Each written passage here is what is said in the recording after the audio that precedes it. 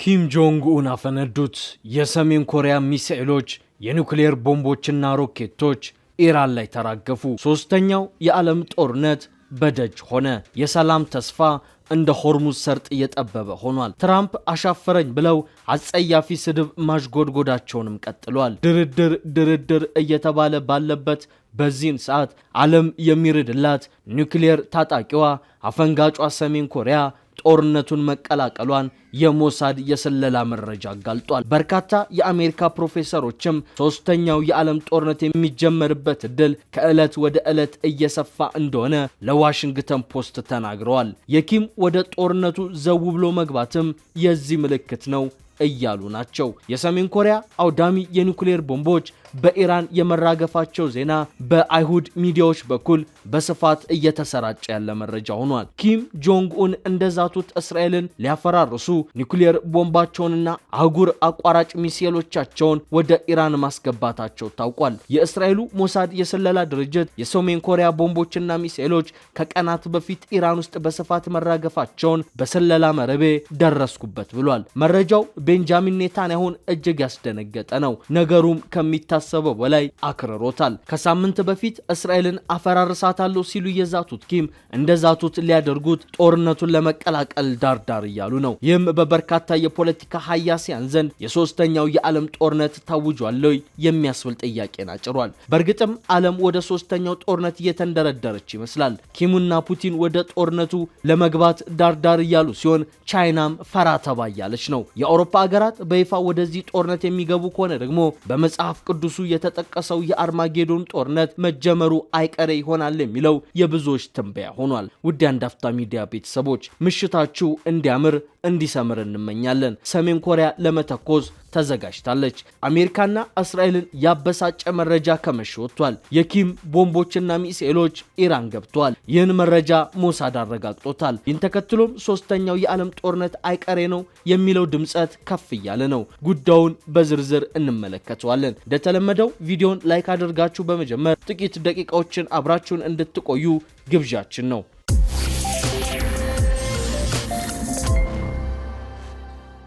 ኢራን የመካከለኛውን ምስራቅ ታሪክ በአዲስ ብዕር በአዲስ የታሪክ ጸሐፊዎች በአዲስ ገጽ ላይ እንዲጻፍ እያደረገች ብቻ አይደለም፣ የዓለማችንን የኃይል አሰላለፍ ጭምር በግድ እንዲለወጥ ማድረግ የቻለች የዘመናችን ክስተት እየሆነች ነው። ይህ ጦርነት የሚቋጭበት የድርድር መንገድ በራሱ የሚፈጥረው አስደናቂ ታሪክ ይኖራል። ኢራን ዳግም በእስራኤልና አሜሪካ እንዲተኮስባት አትሻም፣ አትፈቅድም። ለዚህ ደግሞ አሜሪካን የምትፈራውን ባይሆን የማትደፍረው ጋራንቲ ለኢራን ማቅረብ አለባት። አሜሪካኖች የማይንቁት ጋራንቲ የሚሆን አገር ደግሞ በዓለም ያሉት ሁለት አገራት ብቻ ናቸው፣ ሩሲያና ቻይና። እነዚህ ሁለት አገሮች ደግሞ የመጪው ዘመን የአሜሪካን ኃያልነት ለመንጠቅ የሚሰሩ ግልጽ ተቀናቃኞቿ ናቸው።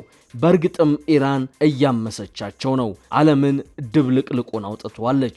ትራምፕ በኔታንያሁ ግፊት ተስበው በገቡበት በዚህ ጦርነት በየዕለቱ ከ360 ሚሊዮን ዶላር በላይ ፈጨጭ እያደረጉ ነው። ሁሉ መስዋዕትነት ለምን ያሉ አሜሪካውያንም ይህንን ጦርነት እያወገዙት ነው። ትራምፕ ጦርነቱ ቢከብዳቸውም ከጦርነቱ ለመውጣት መውጫ ቀዳዳ እየፈለጉ ቢሆንም አሁንም ግን አውዳሚ ጥቃቶችን ኢራን ላይ መሰንዘራቸውን ቀጥለዋል። በዚህ መሃል ግን እጅግ አስደንጋጭ መረጃ ከሞሳድ ቢሮ ሾልኮ ወጥቷል። ጉዳዩ በቀጥታ ሰሜን ኮሪያንና ኪም ጆንግ ኡንን የሚመለከት ነው። ሰሜን ኮሪያ ፒዮንግያንግ የጦርነቱ ዋና ተዋናይ ሆና ተከስታለች ይለናል ሾልኮ የወጣው የሞሳድ የደህንነት መረጃ።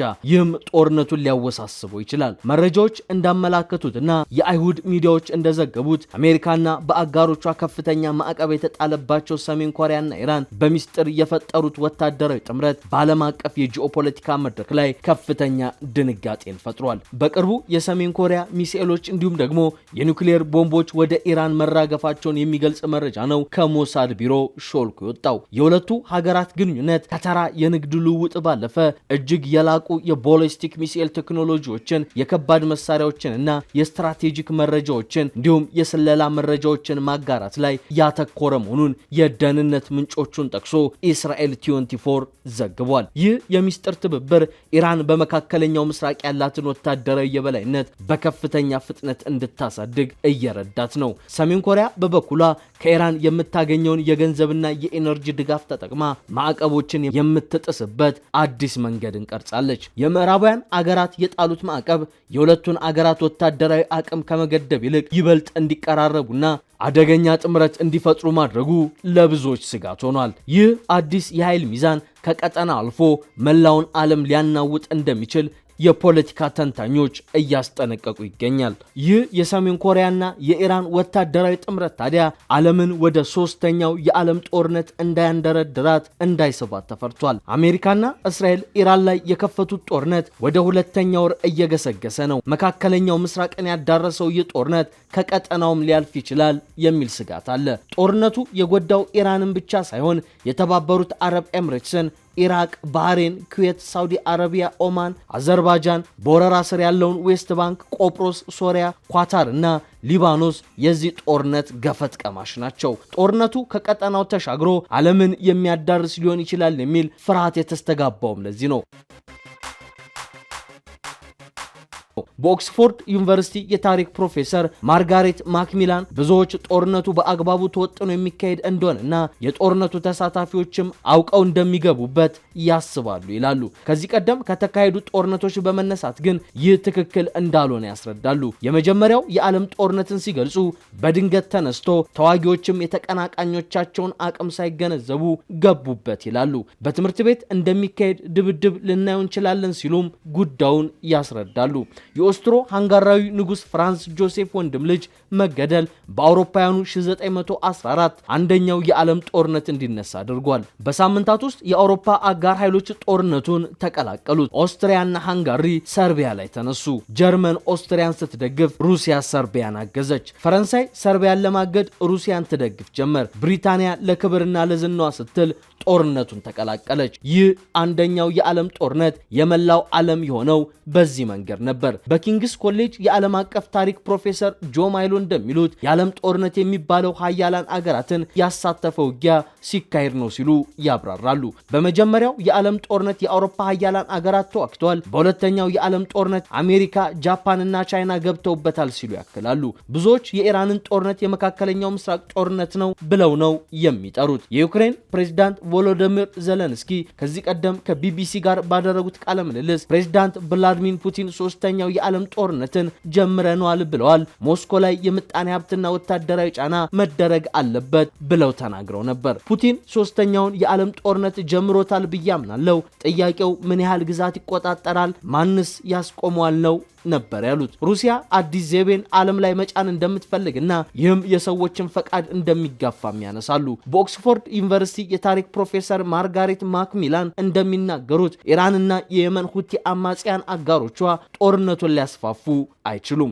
ኢራን የሆርሙዝ ሰርጥን በመዝጋት ዓለም አቀፍ ጫና ማሳደር ትሻለች። በርካታ አገራት የኤነርጂ አቅርቦት መስተጓጎል እየፈተናቸውም ይገኛል። አሜሪካ በጦርነቱ መሳተፏ ቀውሱን ያባብሰዋል። ሌሎች አገራት በቀጥታ በጦርነቱ ባይሳተፉም በምጣኔ ሀብትና በስትራቴጂ ግን ተጎጂ ሆነዋል። የሰሞኑ የአዲስ አበባ የነዳጅና የታክሲ ሰልፍ ለዚህ በአብነት የሚጠቀስ ነው። በአንድ ቀጠና የሚነሳ ግጭት በሌሎች አካባቢዎችም ግጭት እንደሚቀሰቅስ ፕሮፌሰሯ ያነሳሉ። ምዕራባውያን መዘናጋታቸውን በማየት ቻይና ታይዋንን ለመጠቅለል ትሞክር ይሆናል። ሩሲያም በዩክሬን የምትወስደውን እርምጃ ልታጠናክር ትችላለች። ፕሮፌሰር ማርጋሬት ግጭት ከቀጠናው ውጪ ሊስፋፋ ይችላል፣ ይህም ሶስተኛው የዓለም ጦርነትን ሊወልድ ይችላል ባይ ናቸው። በዚህ ግጭት ውስጥ እድሎች የሚታዩቸው አገራት በጦርነት ውስጥ መግባታቸው ለዚህ ዋነኛ ምክንያት ነው። ፕሮፌሰር ጆ በበኩላቸው ጦርነቱ ቀጠናዊ ሆኖ እንደሚቀጥል ያምኑና ሳውዲ አረቢያን ጨምሮ የባህረ ሰላጤው አገራት ትብብር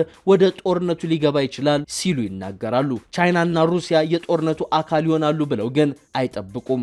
ዓለም ላይ አንድ ነገር ሲከሰት ቻይና ታይዋንን ትጠቀልላለች የሚለው ፍርሃት ትርጉም የለሽ ነው። ስለ ሶስተኛው የዓለም ጦርነት እያወራን ሆነ ቻይናና ሩሲያን በቀጥታ የሚያሳትፍ አይሆንም። የአውሮፓ የመካተት እድልም እጅግ በጣም ጠባብ ነው እንደ ሆርሙዝ ሰርጥ ይላሉ። ቻይና ከፕሬዝዳንት ዶናልድ ትራምፕ ጋር የምትከተለውን ፖሊሲ ሲገልጹም ተገዳዳሪ አገር የስትራቴጂ ስህተት ሲሰራ ማስቆም አያዋጣም በማለት ነው። የነዳጅ ዋጋ መጨመር ከፍተኛ ጫና ያሳደረባት ቻይና አሸማጋይ ከመሆን ተጠቃሚ አትሆንም ወይ የሚል ጥያቄም ይነሳል።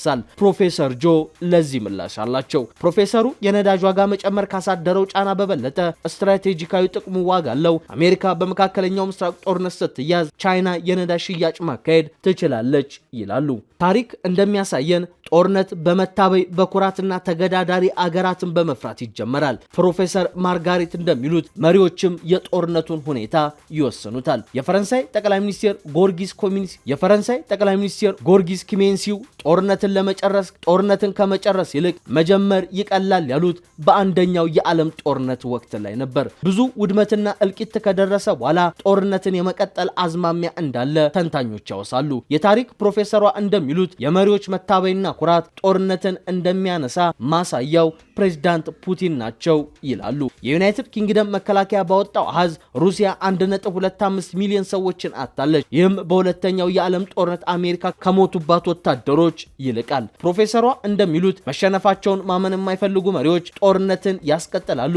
ለዚህ ምሳሌ የሚሆነው አዶልፍ ሂትለር እና የሚያቀነቅነው ጽንሰ ሐሳብ እንደማያሸንፍ እየታወቀ ውጊያ መቀጠሉ ነው ይላሉ። ጦርነት ለማቆም ዲፕሎማሲ ቁልፍ ቦታ እንዳለው በማከል የታሪክ ተመራማሪዋ እንደሚሉት ከሁልጊዜው በተቃራኒ ወገን ያለውን ፍላጎት መረዳት ያስፈልጋል። ከዚያም ወደ ንግግር ማምራት። የታሪክ ፕሮፌሰር ማርጋሬት እንደሚሉት በቀዝቃዛው ጦርነት ማገባደጃ ላይ የሰሜን አትላንቲክ ጦር ቃል ኪዳን ማህበር ኔቶ ጣልቃ መግባቱን ተከትሎ በሁሉም ወገን ለመነጋገር ዝግጁነት ነበር። ይህ ነገር እብደት ነው ብለው ቀዝቀዝ የሚሉ ሰዎች ሁሌም አይታጡም። ከቁጥጥር ሊወጣ እንደሚችል በማሰብ ነገሮችን ያረግባሉ ይላሉ። ሀያላን አገራት ጦርነት ውስጥ ሲገቡ የኒውክሌር የጦር መሳሪያ ስጋት መኖሩም ሳይጠቀስ አይታለፍም። ፕሮፌሰር ጆን እንደሚሉት ዋሽንግተን፣ ቴል አቪቭ እና ቴሄራን ማሳካት የሚችሉት ጥግ ድረስ መሄዳቸውን ማመን አለባቸው በማለት ጦርነቱ ለማክተም የሚያስፈልገውን የመጀመሪያ ደረጃ ያስቀምጣሉ። ተጨማሪ ጦርነት ለየትኛውም ወገን ተጨማሪ ውጤት እንደማያመጣም ይናገራሉ። ማዕቀብ ማንሳት ያስፈልጋል። ደህንነትን ለማስጠበቅ ስምምነት ለማድረግ ከውሳኔ መድረስም አለበት። ኢራን በዓለም ያላትን ቦታ መገንዘብ የሚያሻል በማለት ተንታኙ ያብራራሉ። በድርድር የተኩስ አቁም ላይ መድረስ እንደሚቻል ያምናሉ። ከዚያም ዘላቂ ስምምነት ላይ መድረስ እንደሚቻል ተስፋ ያደርጋሉ በማለት ያክላሉ። በእንዲህ መልኩ ሶስተኛው የዓለም ጦርነት እንዳይቀሰቀስ በበርካቶች ዘንድ ከፍተኛ ስጋት ነው የፈጠረው። በተለይም እንደ ቻይና፣ ሩሲያና ሰሜን ኮሪያ ወደ ጦርነቱ ለመግባት አዝማሚያ ማሳየታቸውን ተከትሎ የሚፈራው ሶስተኛው የዓለም ጦርነት ይቀሰቀስ ይሆን የሚለው ስጋት የበርካቶች ተጨባጭ ስጋት ሆኗል።